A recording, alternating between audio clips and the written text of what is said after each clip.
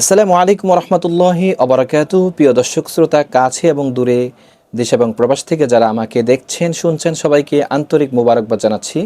প্রিয় দর্শক শ্রোতা, গতকাল সৌদি আরব সহ মধ্যপ্রাচ্যে সকল দেশে জিলহজ মাসের চাঁদ দেখা গিয়েছে। ইনশাআল্লাহ আশা রাখছি আজ আমাদের বাংলাদেশ সহ মধ্য এশিয়া সকল দেশে জিলহজ মাসের চাঁদ দেখা যাবে ইনশাআল্লাহ।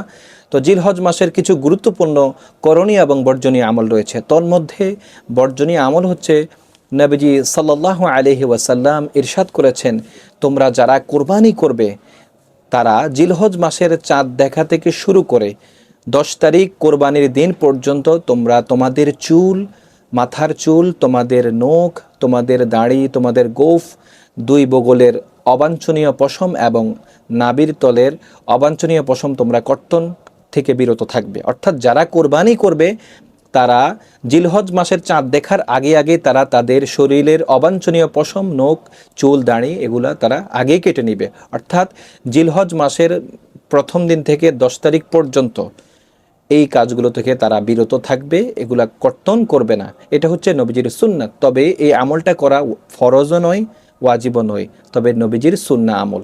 আমরা এই আমলটা করতে পারি আমরা যারা কোরবানি করব। তো যারা কোরবানি করব, যারা কোরবানি করব না, সকলে আমলগুলো আমরা করব, যেহেতু এটা নবীজির সুন্নাহ।